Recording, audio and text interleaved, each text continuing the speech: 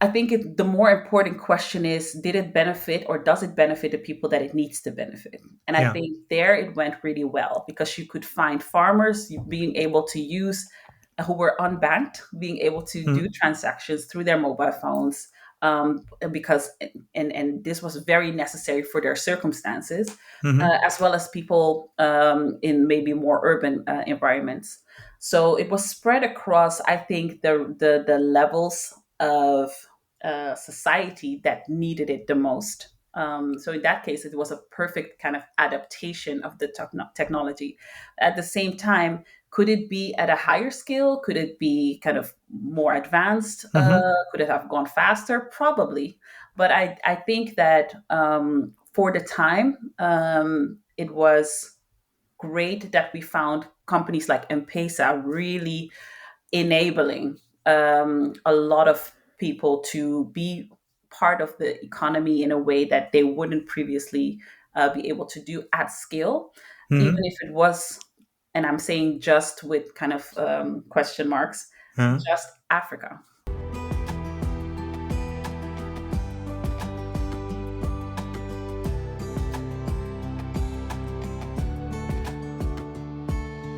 Welcome to Women Disrupting Tech. My name is Dirk Jan Upkes, and on this podcast, I give the women who work in tech the platform they need to inspire and empower each other. Join me on a journey into the world of entrepreneurship, funding, biases, and role models to discover the strategies for success in the tech industry. In other words, how women can disrupt tech. Are you ready to listen?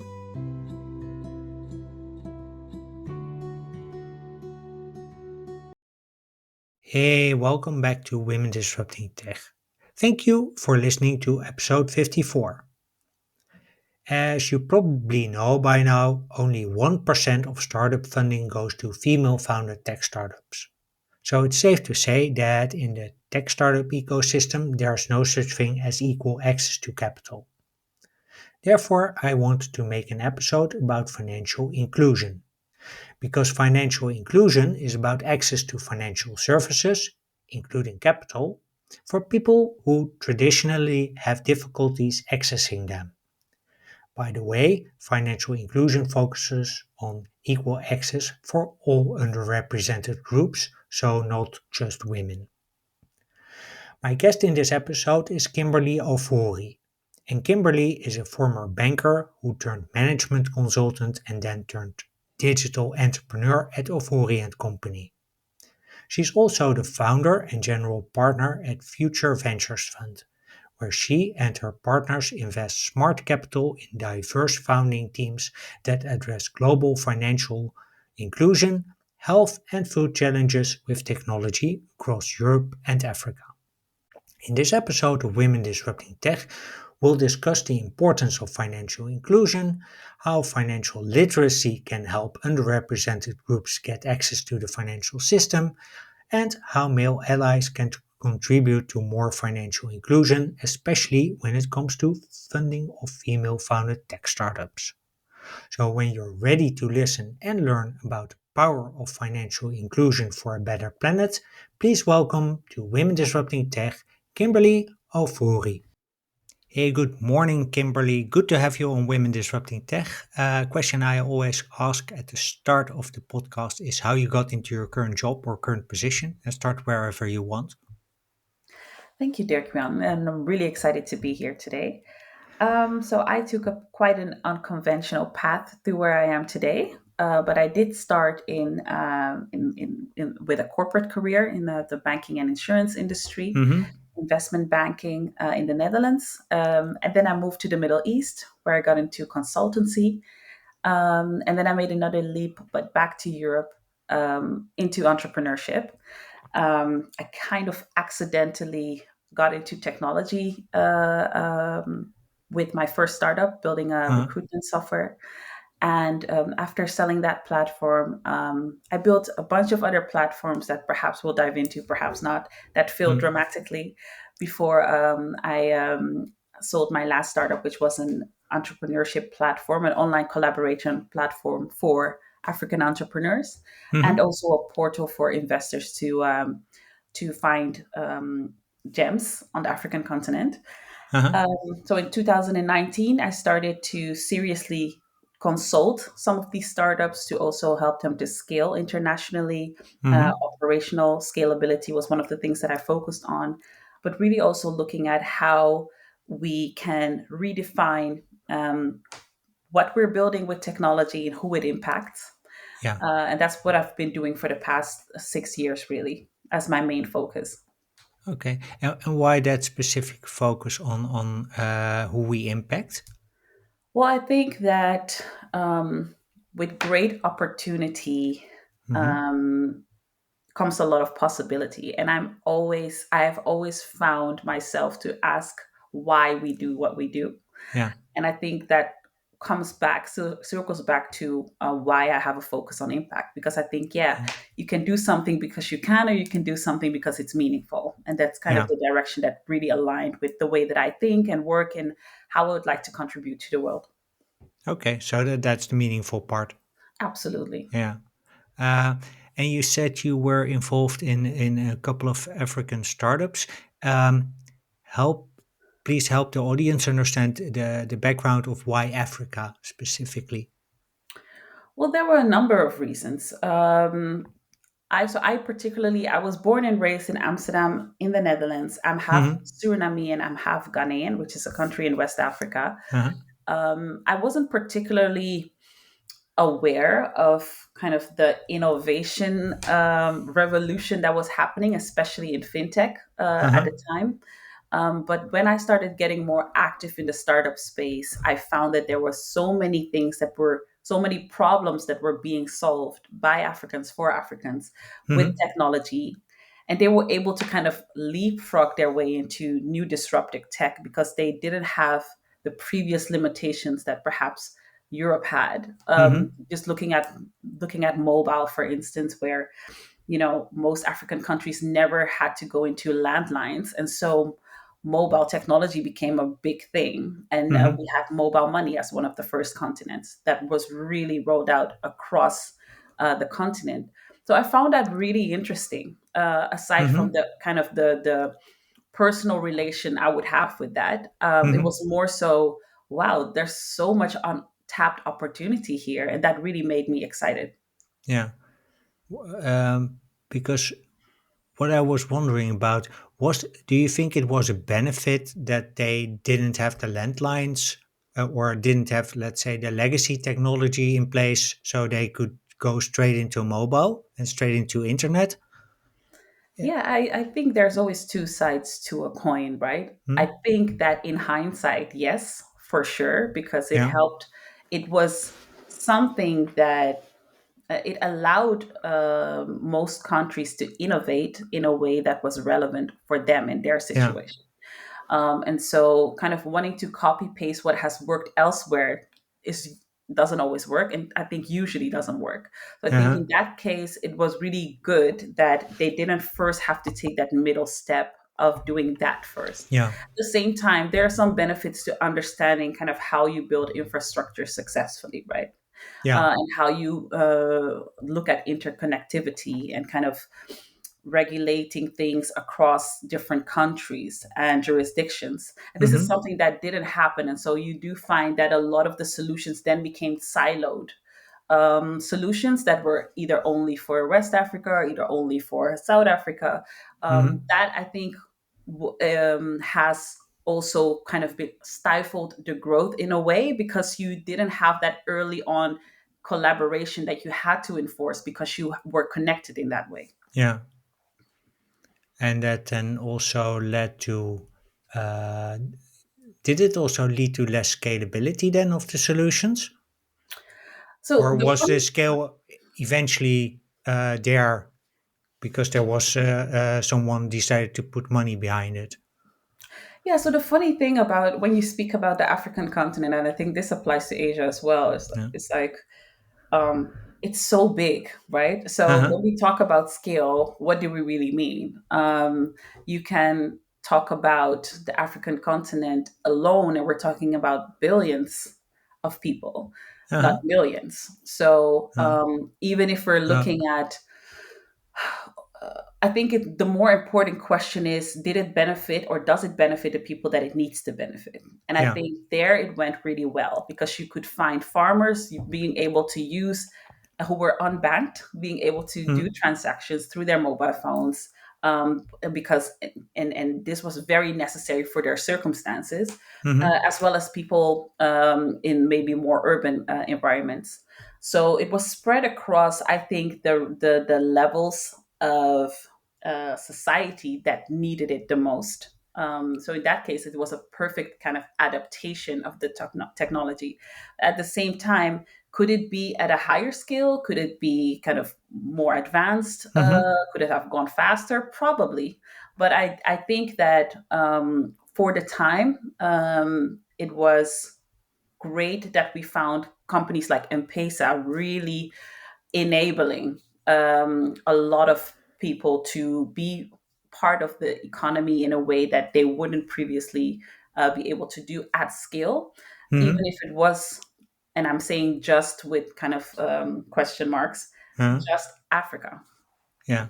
No, no, no. What I meant with scaling is that I what I try to allude to is more your remark about that solutions were kind of siloed Yeah. from East to Africa, West Africa to South Africa. So Mhm. at some point you want to create something that applies to the whole of Africa, but that so that was more the background Right. And of, I of think, again, the question becomes if that is something that you should want, right? And I think that if we're looking at the, yes, it's one continent, and then again, and they have a lot of overlapping challenges and opportunities within the Mhm, continent, within the 54 countries. But there's also so many unique elements to each of these kind of regions and countries. mhm, And so I think there's also a kind of power in them having to look at what are our particular circumstances and how far can our technology reach or impact others. I don't know in hindsight, and I don't have enough mm, expertise about the mobility, kind of how it was in the mobile space. If it was an mm, intentional decision to say, hey, we're going to really go hyper focus, that yeah. could be a strategy. Mm. But I think it has worked. It has worked for sure. Yeah. So it's also a good bridge to the topic that we were going to discuss, which is financial inclusion, because you're a big proponent of that. Um, let's start with the question: what does financial inclusion mean? Well, for me, I like to think of it as being able to partake in the global economy or Mm-hmm, in the economy in general. And that it can be from any level, at any age, mm-hmm, any circumstance. So being included in the economy, being able to partake, being able to contribute, I think is what financial inclusion in the kind of wider spectrum means. mm-hmm, What we're seeing now in terms of, we're talking about technology, right? It's come down to a few things, particularly in the West, which is probably on literacy, mm-hmm, which is probably on accessibility. But I think looking at the underlying reason why I think we want financial inclusion to be mm-hmm, more of a prominent agenda point is because we're still having so many people not being able to participate or benefit mm-hmm, from what we're all pursuing in terms of economic growth and sustainability, mm-hmm. and just being able to build something that is bigger than you and that lasts. Yeah. Is it also about a bit about, let's say, moving people up the pyramid of Maslow in terms of Yes, well, yes, I think that that a lot of times that's the easiest way to kind of plot it, right? yeah, If we can move people up that pyramid, and at the same time, that only holds true if that's your definition. of what being financially included is Uh-huh. all about. And I think for a lot of people, you Mm-hmm. I think that just being able to do the things that you want and need to do is Mm-hmm. enough.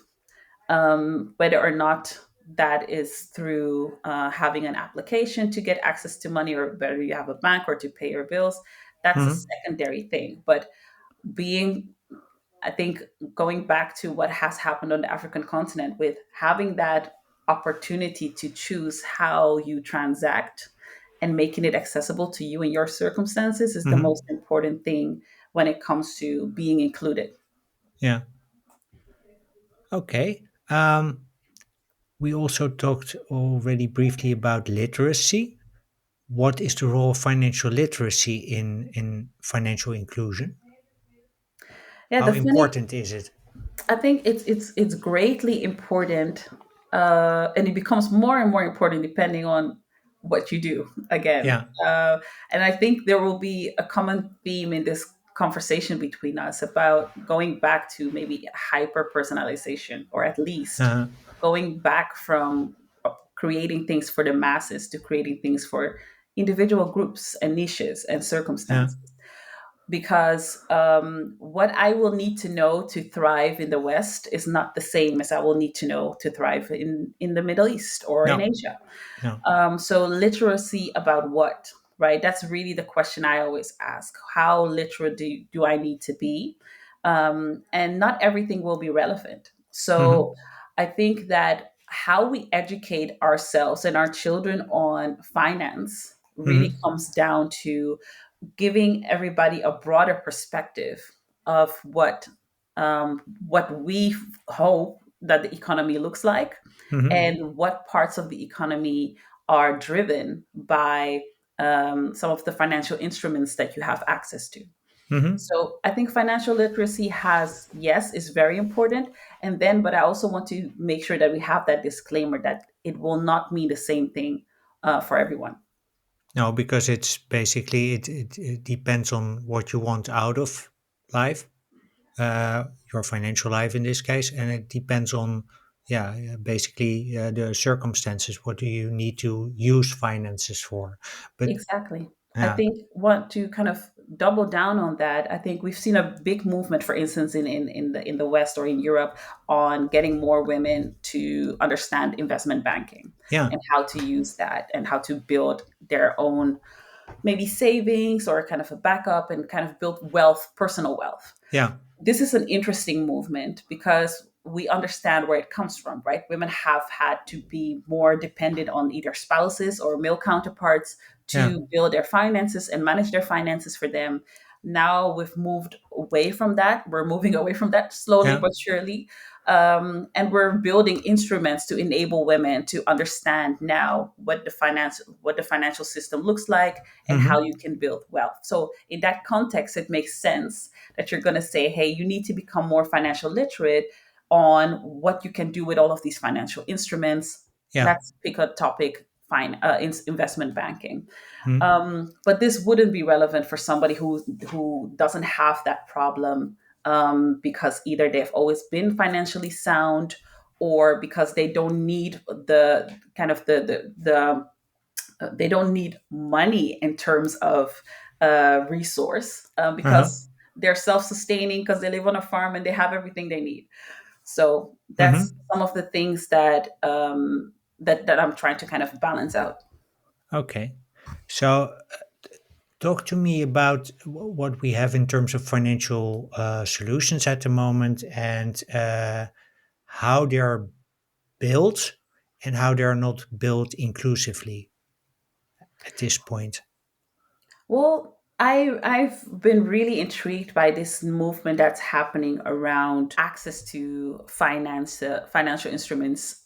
Mm-hmm. Looking at credit, for instance, right? We have credit lines and we have ways of maybe borrowing and doing big purchases Mm-hmm. for whatever reason.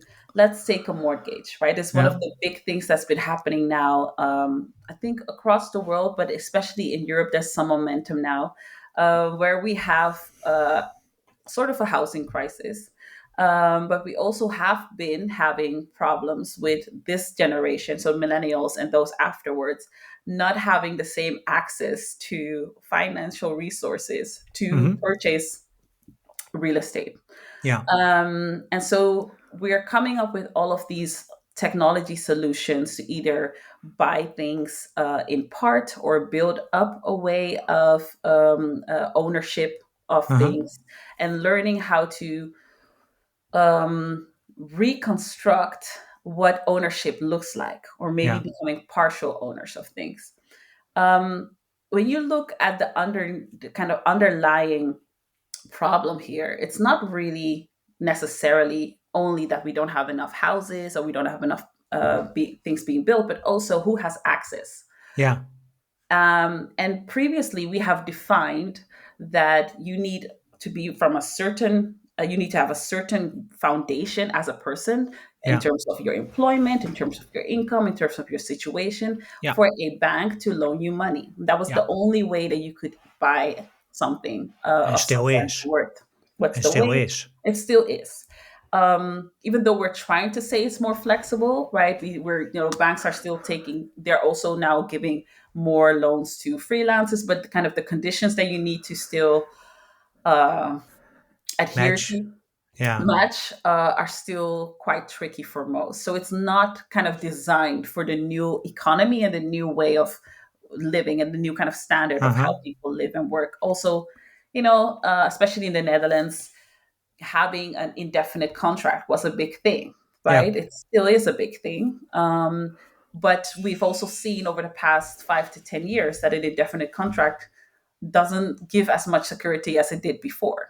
So, Yeah. how are we looking at somebody's? Are we still being realistic about how we look at risk and Yeah.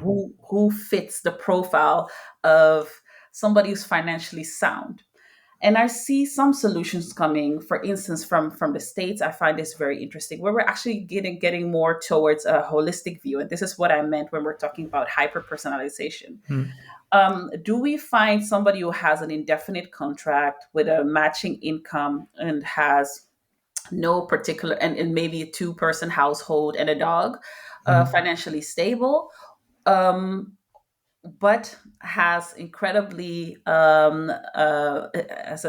a habit of paying late, who has a lot of outstanding kind of pay after pay kind of things going on, Yeah. has a lot of Yeah. leases going on. Do we find that person still more credible than somebody who doesn't have an indefinite contract, doesn't have the 3 to 5 times a month incomes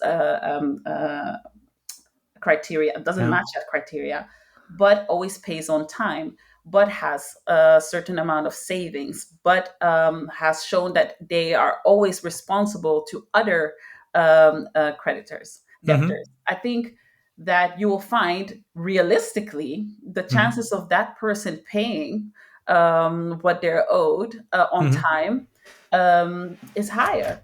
Yeah. But we're still saying on paper that the other person is more creditworthy.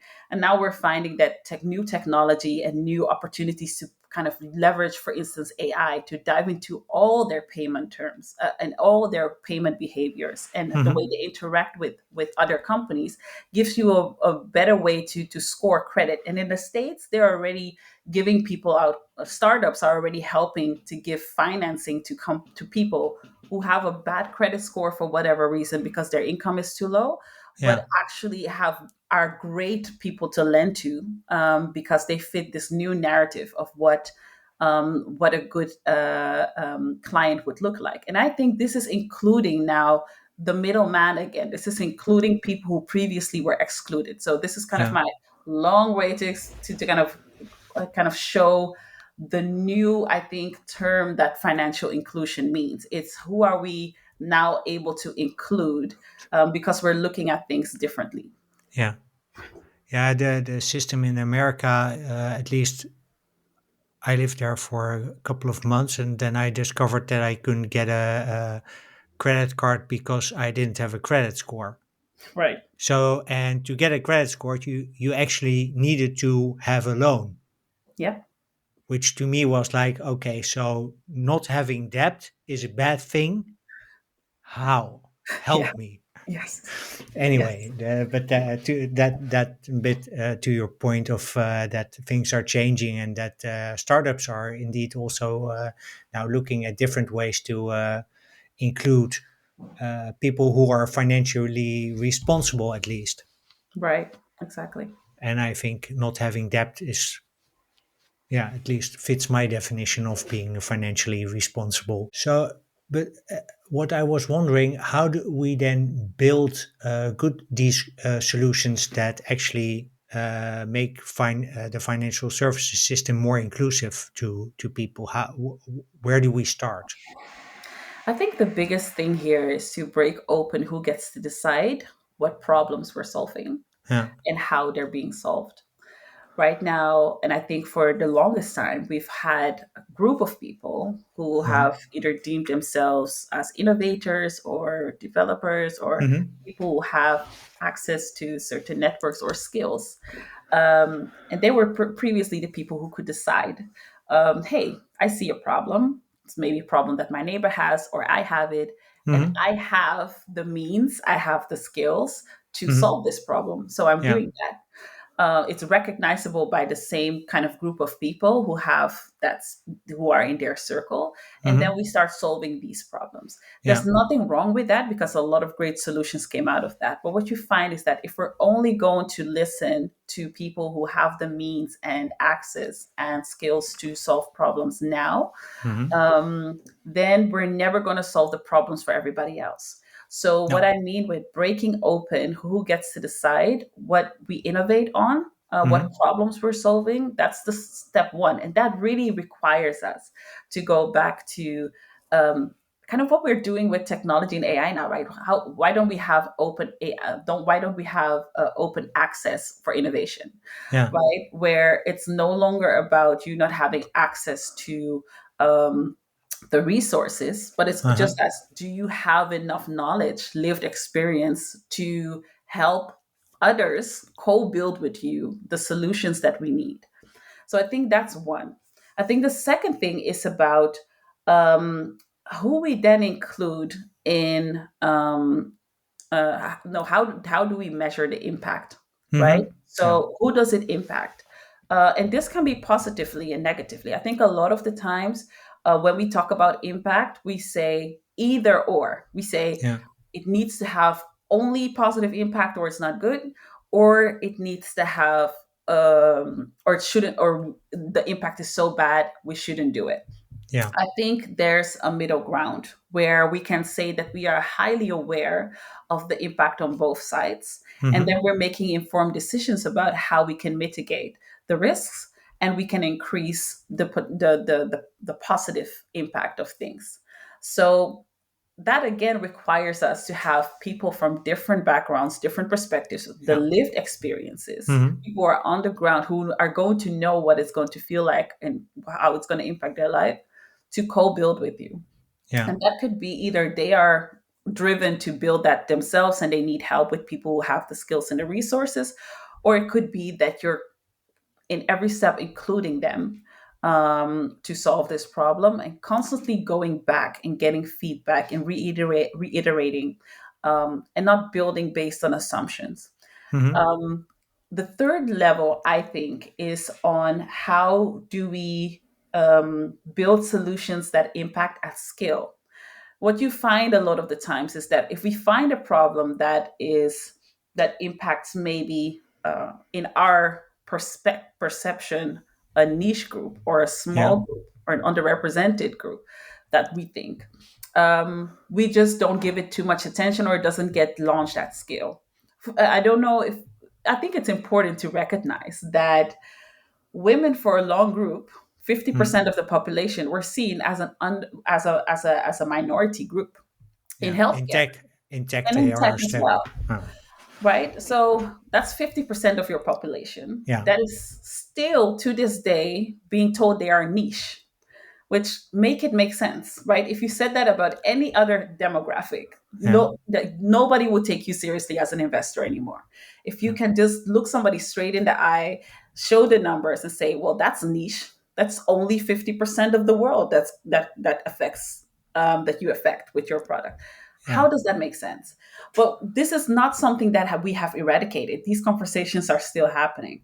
And Hmm. so I think that making sure that we have, that we're very clear that problems that we're solving for groups of people that are different than us, that are Hmm. maybe not in our same gender group or not age group or whatever, doesn't make it niche. It just makes it something that you have not experienced yet or you Yeah. don't have to experience. Doesn't make it less of a problem. No. So I think that would be the last layer, right? How can we make sure that those solutions still get released in a way that can impact at scale? And we can only do that by looking at actual data and numbers and Yeah. not by feelings and bias. Yeah. Well, it does. I think it does require a bit of empathy in terms of how you build it, because you have to take into account something that you haven't experienced before yourself, or that you were previously unaware of. Like myself, I wasn't aware that the whole start. If you look at startup funding now, that only 1 or 2% of funding goes to women.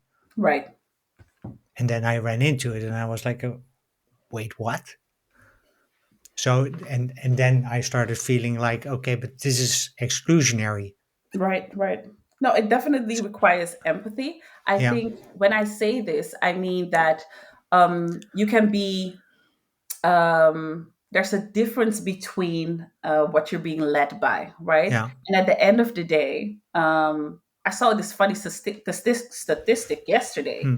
about men raising 2 times more funding than women when they build femtech startups. It blew my mind.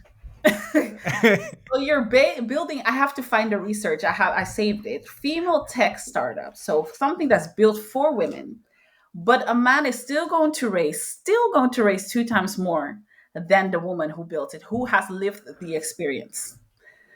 So this is what I Okay. mean when I say Yeah. that, right? There's a huge difference between then what we're saying, and the reason, underlying reason, I assume, I haven't read the full report, is that the feeling that the man can execute better than the woman when it comes to running the company and scaling it is what motivates companies investors to then say, well, let's bet on the man who's building it, even though he has less experience in what he's building and who he's building it for.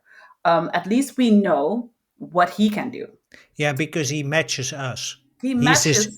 He's the same. This is about bias, I think, for to a large extent, because I see someone across of the table who looks like me, who thinks like me, so he can execute like me. Yeah. So I have more assurance, quote unquote, that it's actually going to fly. Which, if you look at femtech solutions, is sort of, well, what you just said blew my mind, literally, because it just defies all logic. Well, but this it comes to back to the point where Mm. I say that yes, we do look at ourselves and kind of want to work with people who look like us and familiarity. That's all true. But at Mm. the end of the day, there's something deeper there going on, and that's really been on what we have built our foundation of what success looks like and kind of Yeah. what we've proven to be Mm. right. Yeah. And what we have done is we've said, hey, we've had 4 companies who've become unicorns that were built by guys who look like this, went to this school, dropped Mm. out, and then succeeded. Four Yeah. out of the 4,000 that are being started a day, something like that. And we're saying, based on those 4 companies in the entire world, this is the only way Yeah. success looks like. Yeah. This is the blueprint. Which in any form of research, like nobody would take you seriously if that Yeah. was your data set, right? Yeah. So how are we using that as the way to say this should be how you make Yeah. investment decisions? Yeah. And so this is more than just saying, hey, I'm investing in somebody who looks like me. This is about, we only have these examples. That was then. However, I'm looking at, I don't know how long ago was Facebook started, or when did they Yeah. go to market? I think it was 2008. I think right. So they. nearly 20 years ago. Yeah. Um, we have too many examples of women. building companies that impact at scale, that scale successfully, scale profitably, because nobody wants to talk about that, Mm, and have proven that there are so many other ways, more efficient ways mm, to build companies that we're not including in the investment thesis. yeah, So we really need to kind of reconsider when we say biased to what? And I think it's deeper than just saying, hey, I'm looking at a man and this is it. This is really about what kind of framework we've created around what success looks like and how to get there. And we're not, for whatever reason, open for looking at the reality of things and how other ways of building can be successful too. yeah. Yeah, and for the record, I think a large part of Facebook, as we now know it, was built by a woman. Yes, we know that now too. Yeah, it was just not just Mark in Point made. sitting in some sort of garage coding, Yeah. but there were a lot of yeah, But we at see the least same with Tesla, right? Right. yeah. We're now seeing that, like, after years and years of those women kind of being the building blocks of the organizations and having Hmm. the operational hat on, which is really who's running Yeah, the company. yeah, We're now seeing that, hey, perhaps there is something to the way that they are looking at things. And I think we complement each other a lot when it comes to men and women co-building together, right? I yeah. don't believe that there has to be an either or. But what we're seeing is that we're not equally biased towards No, each other then, right? So then I no. would say, hey, for some companies, I would prefer to have only women. Then I may have found that a more fair bias than just saying, hey, you're building something that you know everything about, but I would prefer a man to build it. So I'm going to give the money to him, right? Yeah, That femtech data point, I'll share it to you after the show. yeah. It just Well, shows how far we still have to go when it comes to that. yeah, we also include that in the show notes, by the way, because I'm, yeah, as I said, it blew my mind. So one question I still had, if you look at new ways of doing things in general, and let's take AI as an example. There's uh, there's a lot of possibilities with AI, but there's also a lot of let's say negative possibilities with AI. How do we avoid throwing out the baby with the bathtub? So, how do we avoid that we discover one bad thing about this whole financial inclusion project and subsequently decide, yeah, let's not do the whole thing? Yeah. Well, I would strongly recommend never doing that in any No. case. But I think that the most important thing for us to realize is that it's going to require behavioral change. Yeah. And it's also going to require uh, to be open for different perspectives. So, Mm-hmm. how can we look differently at Mm-hmm. set problems? And the reason why we're still having an either or conversation, Yeah. like, oh, let's completely regulate, which is what Europe says, or let's not regulate, what US says, Yeah. is because we're only having two kinds of people in the room. Mm-hmm. So the answer to your question is really, let the people who are deciding on this be a reflection of the people who are going to be using the Yeah. thing. And that's going to be different from different ages and backgrounds Yeah. and academic backgrounds and functions in society. Yeah. Those are the people who are going to be able to give you the best informed version Yeah. of the data that you need. So including the people who are going to use it, and not limiting that to the people you think are going to use it, but Mm-hmm. exploring all of the use cases. Mm-hmm. There's something that we've seen happen over and over in societies, that we have this technology that can Mm-hmm. do lots of things. And our imagination as designers or developers can only go so far. And we say, hey, what could we use this for? And maybe ask your neighbor who's kind of similar to you, because you live in the same street, Yeah. right? So you have this whole concept of, okay, I've explored all the options of what this tech can do. Mm-hmm. Let's define maybe two or three best use case scenarios, and let's go to market with this, Mhm. which I think has worked for the time that it has worked. But now technology has gone so far, the possibilities are endless. What you're Mhm. finding is a lot of the times we have this joke, especially in the tech space with developers, where you've spent a lot of time building maybe a landing page or your prototype, and then you Uh-huh. start letting people use it, and they don't use it the way that you intended them to use it. Uh, They break things, right? yeah. And this is the funny thing about it. This is how we still build technology to this day, where we say, hey, why are you using it differently? It's the same as how we make, how we build roads. You still see people taking shortcuts because it wasn't built in the way that works for them, Yeah. right? Had you asked or had you put somebody there or a camera there for a month and seen how people walk, you would find out that Yeah. probably you have to build it differently. It's Yeah. really in the simplest things of, do we know, do we really know what we're talking about? Do we Mm. really know who we're building this for? And do we Yeah. really know what this could be used for?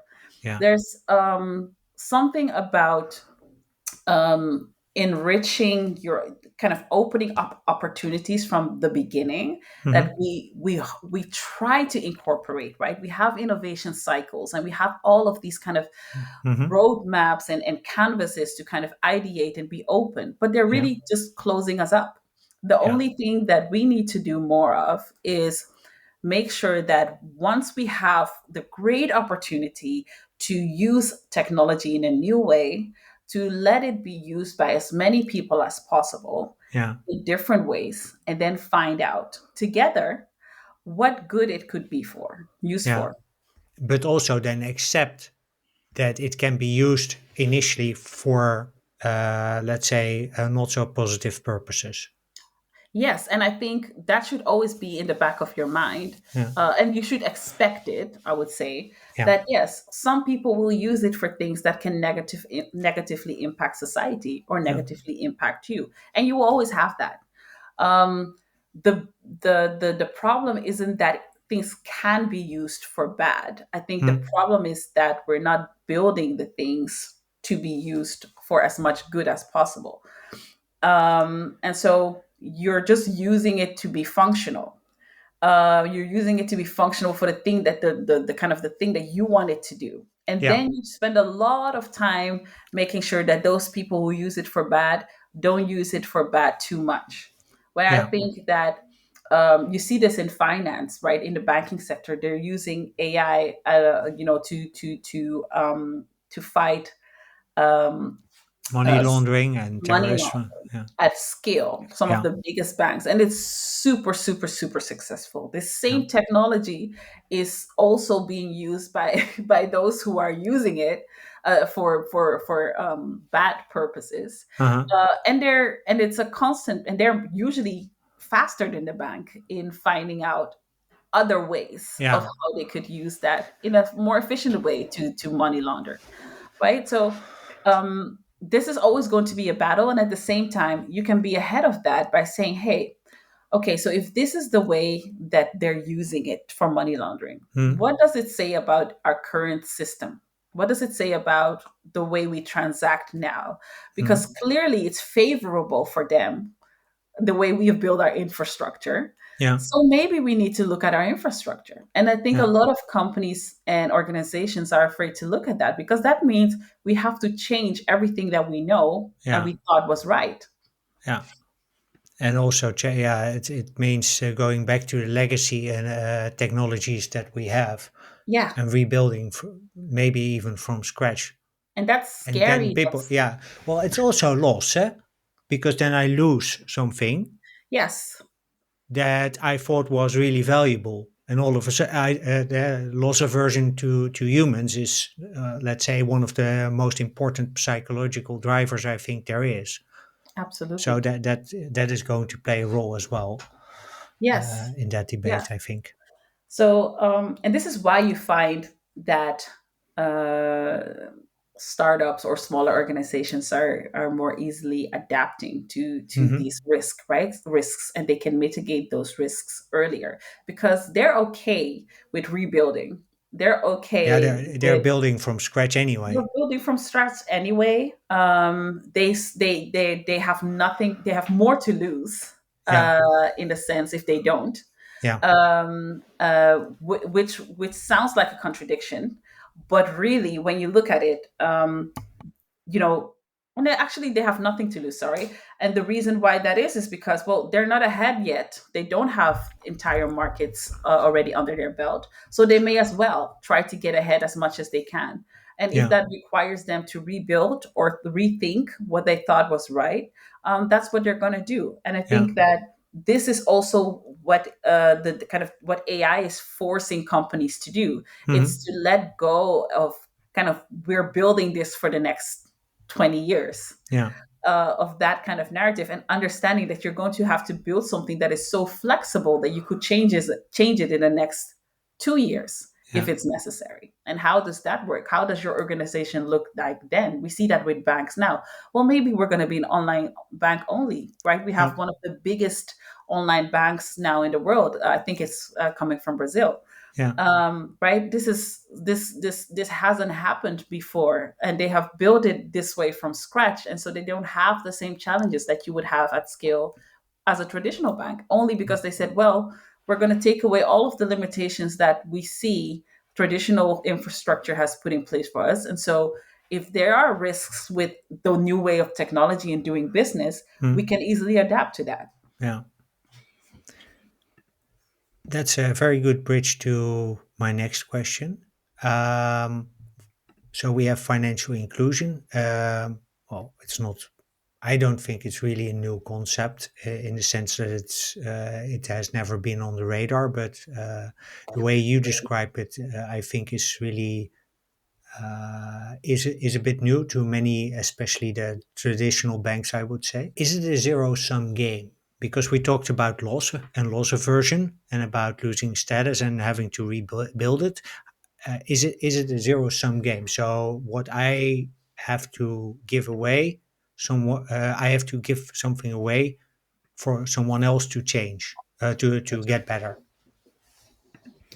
I definitely don't think so. And the reason why is because I always see it as this, right? You can have this huge table Hmm. with multiple chairs, Yeah. um, and if you're sitting at a table, and maybe two other people are sitting at a table, and there's still 10 other seats left. Hmm. Giving somebody else one of those seats is not going to affect you in any way. You don't have to get up. You're still at the table. Yeah. You still have input. You still have impact. Only somebody else has added value probably to the room, Uh huh. and now you have more force to make decisions or to go faster or to do things. Yeah. And so, filling those seats doesn't take away from you. I think it only adds. So I definitely don't think it's a zero sum game. I think it becomes a compounding effect when we do. I agree. I want to switch gears a bit. You have a company, Future Ventures. So how does it contribute to a more inclusive financial and tech ecosystem? Yeah, so one of the things that I found with my work at Ofori and Company, which is my consultancy firm, is Mm, that a lot of the companies that were looking to scale, who were mm, building solutions that were um, disrupting traditional mm, industries and markets, yeah, um, they came at the solutions from different perspectives that people weren't used to. Or they yeah, were coming up with solutions. We spoke about this earlier in the mm, program. They came up with problems to solutions that people didn't know were problems at all yeah, and assumed, therefore, they weren't big enough because I haven't yeah, heard from it. yeah. They were niche. They were niche, right? And so, and what happens is that the ripple effect of that is that you don't get the resources allocated to you as a founder or a startup because people don't recognize the problem as much, even though you have the data, you're showing the Mm, data. And because people don't understand or don't want to understand, or it takes too much effort to understand why this needs to be solved, we don't see those companies scaling. And mm-hmm, so I thought that there are few things that we need to change. But one of the things that we can already do today is mm-hmm, change who or diversify who is able to give out the resources, and Hmm. who can open doors, and who you have access to as a founder. Yeah. Um, and we know that within venture capital, for instance, it's already incredibly difficult to get either venture capital funding if you're looking for it. It's also one of the most kind of praised ways to raise financing for your company. Yeah. When we know from data that only 1% in the world actually gets venture capitally backed, which Yeah. I think we don't talk about enough. Right? It's So really it's niche. it's niche. That's niche, right? If you're if we're going to talk about niche, having a company being one of the 1% of companies that gets VC money in the world, I Mhm. think we could say is something niche. So the 99%, or let's give them, let's 98% of companies who don't get VC money, No. those are the companies that have found another way. Yeah. And I am really looking to build a bridge where we're opening up doors and ways for companies to scale, using all the ways that you can get access to capital, Yeah. and all the ways that you can get access to the right networks or the people that you require, because money is one of the things. Yeah. You will find that most of the companies that are being built with an impact focus, or are being built really driven from a solving a huge problem, they don't usually have a profitability issue once they hit traction. Yeah. So they wouldn't need a lot of follow on investment. Maybe if Hmm. they want to grow faster, but not the fact that they want to grow at all. No. It's usually around who they have access to. So with Future Ventures, I'm looking to give founders exactly that, access to capital in all the ways that you can get it. So whether Yeah. it is through VC, whether it's through angel investment, whether it's through crowdfunding, whether it's to building sustainable business models, which requires coaching and training Yeah. that can help you to grow sustainably yourself. Or whether it is to getting access to the right resources when it comes to people, knowledge, expertise. I think there should be more room for companies and founders who want to build their companies that way, that are self-sustaining from the beginning Yeah. or very early on, and also want to grow. Not grow at all costs, but grow because they're looking to grow and scale their impact. Yeah. Yeah. You're also looking at it from a much more holistic point of view, I think, because you're not just looking at like, okay, let's put a bag of money in and see what happens, but you're also looking at like, okay, how can I include people, processes, systems, what have you in there? Yeah, because when you really look at it, I think, if we're honest, what successful company can we point out that was only successful because they had money? Yeah. Like, I will wait. There's Yeah. no company. You can keep a company alive, but I'm talking about successful, Yeah. right?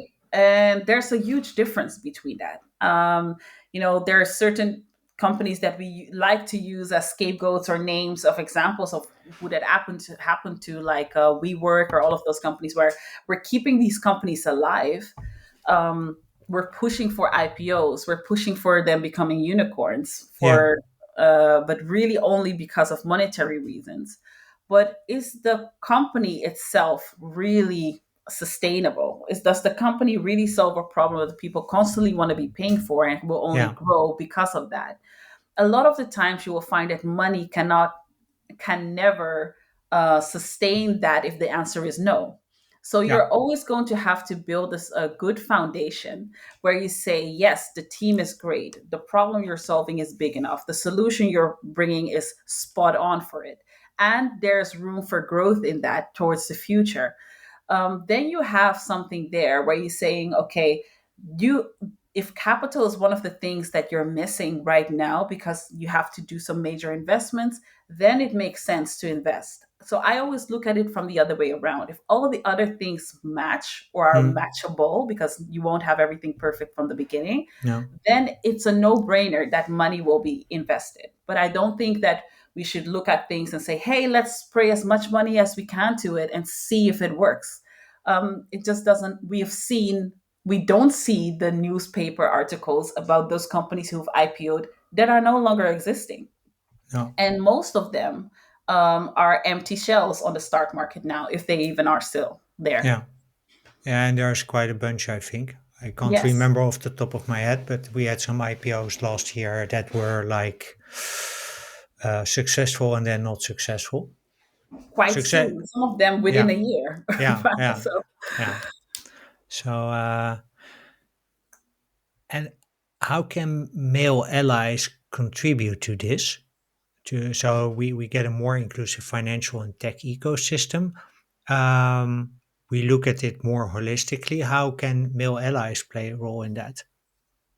well, I think you do a great job of raising awareness and having conversations with people that can bring different perspectives to Hmm. what we're actually talking about. So I think awareness, being aware, Hmm. and men being kind of taking charge of raising that awareness, Yeah, I think is highly effective. I don't know if you've seen that happening already, but I think there's something about um, not the people who are mostly affected only speaking out, but also mm, the people who have, in some ways, more power to change it, yeah, also speaking out. I think it needs to be a joint effort, yeah, exactly because of what you said. So, allyship in terms of awareness is important, but I also think that making room, like you said, not seeing it as a zero sum game is hugely important.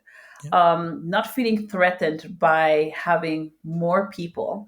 Um, Thinking about things that you also think about and yeah, solving problems that you may also want to solve.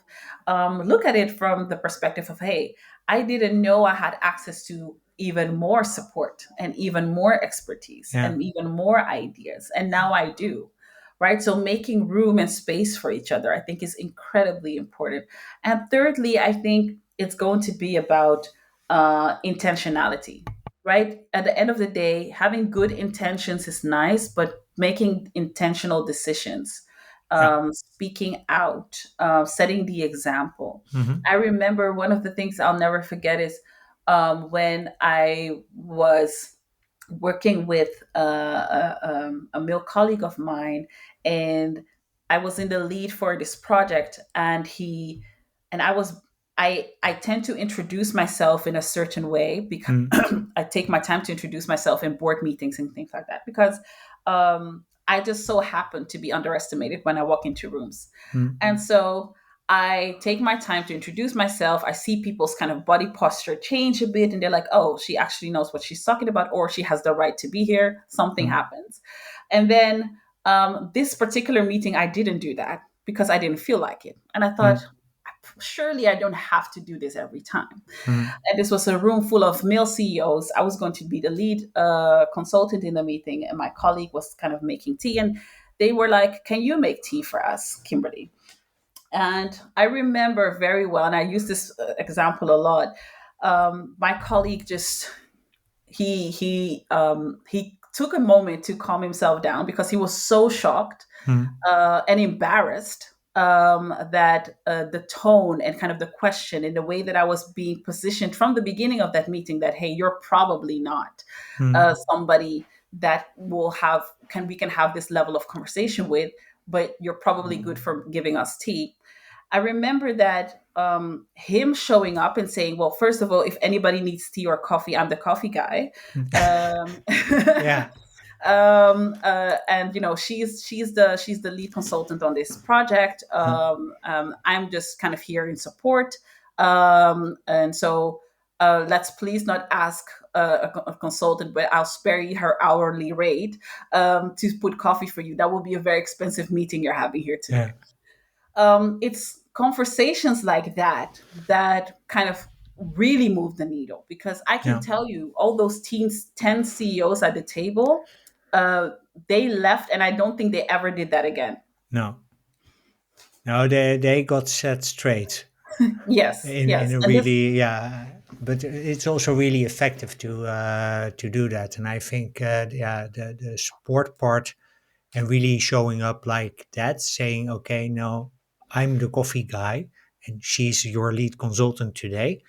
Really is a powerful signal that many, yeah, it's a good example for male allies that they for sure can use. Heard it before that it also gives it give you a feeling of empowerment.